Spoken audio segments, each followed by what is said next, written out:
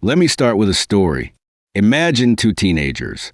Same school, same friends, same homework, same life. Let's call them Jordan and Micah. Now, picture Jordan waking up with a heavy thought looping in his mind.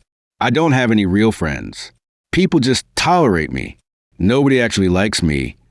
And once that story is in his head, everything becomes proof. A friend walks past him in the hallway without saying hi. Jordan thinks, see? They don't care. Someone doesn't text back right away. Yep, they're avoiding me. A group hangs out without him. There it is. I'm not wanted. Jordan is living in a story of rejection, even though none of that is actually happening. Now, let's look at Micah. Micah wakes up with a completely different story. I'm lucky. I've got good friends. People like having me around. And the same events happen to Micah. A friend walks past him in the hallway. He's probably late to class. A slow text response? He's probably busy. Friends hang out without him? They must have planned it earlier. Two teens, same circumstances, two totally different emotional realities. Not because life is different, but because the story inside their head is different. And whether you notice it or not, you're doing the same thing every single day. Your brain believes what you repeat.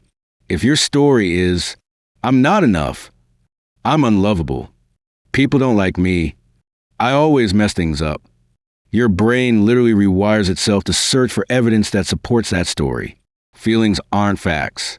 Feeling lonely doesn't mean you are alone. Feeling stuck doesn't mean you are stuck. Your feelings are real, but they're not always telling you the truth. This is why the story in your head matters. Most people don't even realize they didn't choose their story. It was shaped for them by their family, by early experiences, by teachers, leaders, friends, even by moments they barely remember. For example, a kid gets left out once at recess. His brain whispers, see, you're not wanted.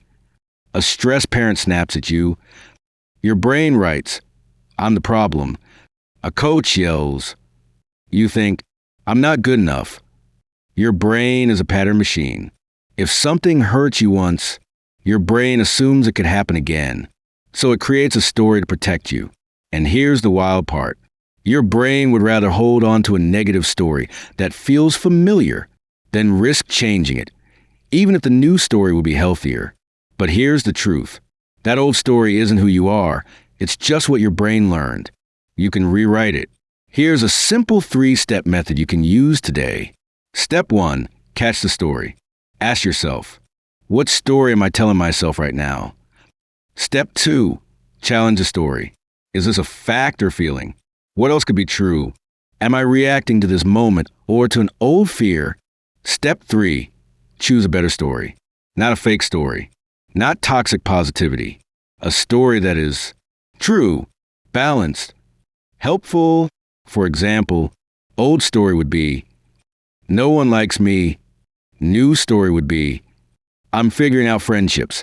And some people do care even if it doesn't feel like it today. Your first thought is your programming. Your second thought is your power. This is how you interrupt the loop. This is how you stop believing lies your brain practiced for years. I've seen what happens when people don't change their story. I have an aunt who's been married 4 times. And every time things fall apart, her story is the same. That one was a problem. That one ruined everything. It wasn't me, but there's one truth she never sees. She's the only common denominator. She never asked, what story am I bringing into these relationships? What patterns am I repeating? What lens am I looking through? So she relived the same problems with different people again and again and again. When you ignore your story, you repeat your mistakes. When you become aware of your story, you change your future. Think of life like a path splitting in 2 directions. Path A, the old story. Same interpretations, same reactions, same self-sabotage, same relationships, same results. You keep reliving your past. Path B, a new story. Healthier interpretations, better decisions, more confidence, better relationships, more opportunities, a calmer, steadier mind. The story you accept becomes a life you live. This is why changing your inner story is one of the most powerful things you'll ever do. Two teens, same life, different stories, different emotions, different futures. And the same is true for you. Your brain believes what you repeat. So choose a story that supports your growth, not one that punishes you for your past. Rewrite your story. Rewire your brain. Redesign your life.